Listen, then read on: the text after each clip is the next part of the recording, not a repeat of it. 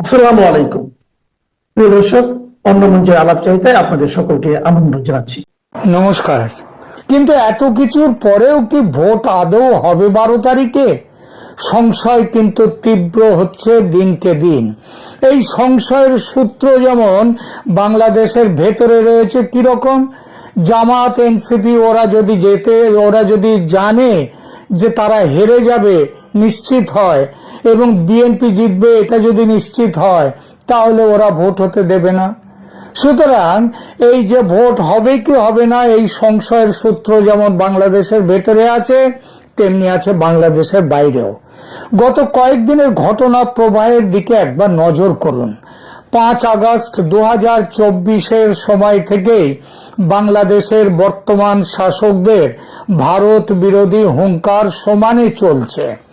সেই হুঙ্কারের অর্থাৎ ভারত বিরোধিতার যদি একটি গ্রাফ আঁকা যায়, তবে দেখা যাবে গত বছরের সেপ্টেম্বর অক্টোবরে গ্রাফ যতটা উপরে ছিল, গত 3-4 মাসে সেই গ্রাফ, মানে বিশেষ করে গত 1.5-2 মাসে সেই গ্রাফ নিচে নামতে শুরু করেছে।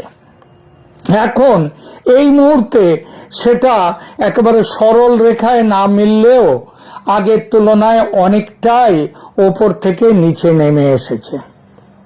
ক্রিকেটের গোলমালটা ছেড়ে দিন, ওটা আসিফ নজরুলদের মতো কয়েকটা মাথা মোটার পাকামো আর পাকিস্তানের তোল্লাই খাওয়ার পরিণাম।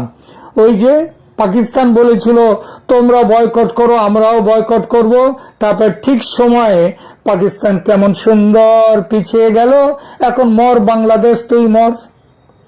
তো এই জায়গায় এনে দিয়েছে। বাংলাদেশের ভোটের বাজারে ভারত বিরোধিতা অনেক উচ্চগ্রামে উঠবে এই ভোটের সময়, এটা ভাবা গিয়েছিল, কিন্তু লক্ষ্য করে দেখুন তা কিন্তু ওঠেনি। তারেক জিয়া ভারতের সঙ্গে একটি সমঝোতা করে দেশে ফিরেছেন, এটা তো বহুল প্রচারিত খবর। এটা নিয়েও আদৌ তেমন হই হল্লা নেই। যেন ভারত বিরোধিতার মানে হঠাৎ কেউ সেই ভারত বিরোধিতায় লাগাম টেনে দিয়েছে। কিন্তু ঠিক এই সময়ই ভারতের পক্ষ থেকে বাংলাদেশে আশ্চর্য রকমের শক্ত অবস্থান নেওয়া হঠাৎই যেন শুরু হয়েছে। আর ভারতের সঙ্গে সঙ্গে আওয়ামী লীগের নেতৃত্বের মধ্যেও আলোড়ন, যারা অনেকটাই চুপচাপ ছিলেন গত প্রায় 16-17 মাস, তাদের সেই আলোড়ন হঠাৎই যেন তুঙ্গে উঠেছে। এর কোনো কিছুই বিনা কারণে নয়, বিনা কারণে হয় না। এ সব কিছু কোনোটাই আলগা নয়, গভীর সুতো দিয়ে বাঁধা আছে সবকিছু। আওয়ামী লীগের প্রসঙ্গটা দিয়ে শুরু করি। জানুয়ারির দ্বিতীয় অর্ধে দিল্লিতে আওয়ামী লীগের দুটো মানে বড় প্রেস কনফারেন্স হয়ে গেল। এটা কিন্তু প্রথম। তার আগে আওয়ামী লীগের এই ধরনের কোনো প্রেস কনফারেন্স হয়নি। 23শে জানুয়ারিতে বিদেশি সাংবাদিকদের আয়োজিত কনফারেন্সে আবার শেখ হাসিনা প্রধানমন্ত্রী হিসেবে অডিও বার্তা দিলেন এবং সেই যারা এর আয়োজক, সেই আয়োজক যে সংস্থা, সেটা হচ্ছে একটা foreign correspondents club for south Asia. এই যে সংগঠন ভারতের কোনো সংগঠন নয়, তারা তাদের অডিটোরিয়ামে যে নিমন্ত্রণ পত্র ছাড়লো, সেখানে লিখে দিয়ে গেল প্রধানমন্ত্রী শেখ হাসিনা তিনি অডিও বার্তা দেবেন এখানে। ব্যাপারটা বুঝলেন? প্রধানমন্ত্রী সেই 23শে জানুয়ারি সফল হলো, কানায় কানায় ভর্তি হলো এবং ভারত সরকার না চাইলে, ভারত সরকার বাধা দিলে এটা হতেই পারতো না, কিন্তু ভারত সরকার বাধা দেননি। এবার শেখ হাসিনা প্রধানমন্ত্রী হিসেবে সেই কনফারেন্সে অডিও বার্তা দিলেন।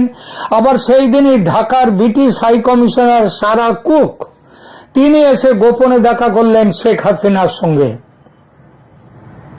ভারত সরকার কোনো প্রোগ্রাম বা বৈঠকে সারা কুকের সঙ্গে বৈঠকেও বাধা দেয়নি। অথচ গত 1.5 বছর ভাবুন তো, শেখ হাসিনার গতিবিধি অত্যন্ত নিয়ন্ত্রণে রেখেছিল ভারত সরকার।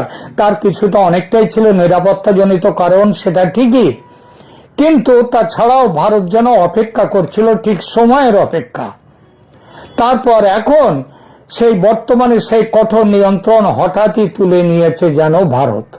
শেখ হাসিনা তার নিজের খুশি মতো যেটা ভালো মনে করছেন, যেটা ভালো বলবার মতো সেটা তিনি বলছেন। এই প্রসঙ্গে জি নিউজ নেটওয়ার্ক সংবাদ মাধ্যমে যে ইন্টারভিউ তিনি দিয়েছেন গতকাল, সেটাকে একটা বড়সড় বিগ বোম বললে ভুল বলা হবে না। কেন বিগ বোম বলছি? তার এসব কথা শুনলে মনে হবে যেন দেশে দ্রুত ফেরার ব্যাপারে তিনি একেবারে দৃঢ় নিশ্চিত হয়ে গেছেন। আজ থেকে এক সপ্তাহ আগে আমি ঘোড়ার মুখের খবর উদ্ধৃত করে প্রধানমন্ত্রী হাসিনা ফেব্রুয়ারি মার্চের মধ্যে দেশে ফিরবেন এই শিরোনামে একটি প্রতিবেদন করেছিলাম। সেই খবরটি আর জি নিউজের কালকের সাক্ষাৎকারটি একটু মিলিয়ে দেখুন, বুঝবেন যে আমি মন গড়া কথা বলিনি। আর এটা শেখ হাসিনার মনের ইচ্ছা মাত্র নয়, এর পেছনে বাস্তবতার ব্যাকআপ আছে বলেই এতটা দৃঢ়তার সঙ্গে ফেরার কথা বলতে পারছেন তিনি। বলার অপেক্ষা রাখে না যে এই ব্যাকআপ আসছে আর কোন দেশ থেকে নয়, ভারত থেকে, সঙ্গে আছে রাশিয়া অবশ্যই। এবং কেবলমাত্র ভারত থেকে এই সংবাদটা শেখ হাসিনার কাছে আসার ফলেই শেখ হাসিনা এতটা তিনি সাহসী হয়ে গেছেন, নিশ্চিত হয়ে গেছেন যে তিনি বাংলাদেশে ফিরবেন এবং এই ফেব্রুয়ারি মার্চের মধ্যেই। 1971 ভারত যেমন পূর্ণ সামরিক শক্তি নিয়ে দাঁড়িয়েছিল পূর্ব বাংলার মুক্তিকামী মানুষের পাশে, এই 2026 সালে গত 18 মাসের সমস্ত দ্বিধা, দ্বন্দ্ব, সংশয় এবং অপেক্ষা কাটিয়ে ভারত আবার বাংলাদেশের মানুষের পাশে দাঁড়াতে চলেছে। সেই সিদ্ধান্ত নিয়ে ফেলেছে পুরোপুরি ভারত। আর গত এক সপ্তাহ ধরে যা করছে ভারত, তা এই সিদ্ধান্তের সঙ্গেই তাল মিলিয়ে। আগেই বলেছি, বাংলাদেশ তার ভারত বিরোধিতা নামিয়ে এনেছে অনেক, কিন্তু ভারত তার তোয়াক্কা না করে বাংলাদেশের হাই কমিশন, ডেপুটি হাই কমিশনের কর্মচারীদের পরিবার সরিয়ে এনেছে, কর্মী সংখ্যা কমিয়ে দিচ্ছে, আরো কমাবে। এর সঙ্গে আরেকটি বড় ঘটনাও ঘটিয়েছে ভারত। সেটা হলো বাংলাদেশে রামপাল বিদ্যুৎ কেন্দ্র থেকে অত্যন্ত গোপনে 9 জন উচ্চস্তরের প্রকৌশলীকে তুলে নিয়ে এসেছে ভারত, সরিয়ে নিয়ে এসেছে। এর ফলে বিদ্যুৎ কেন্দ্রটি প্রায় বন্ধ হওয়ার মুখে, এ আর থাকবে না।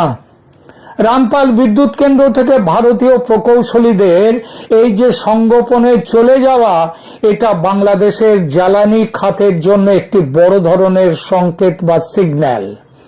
বিদ্যুৎ এবং জ্বালানি হলো যে কোনো দেশের লাইফ লাইন।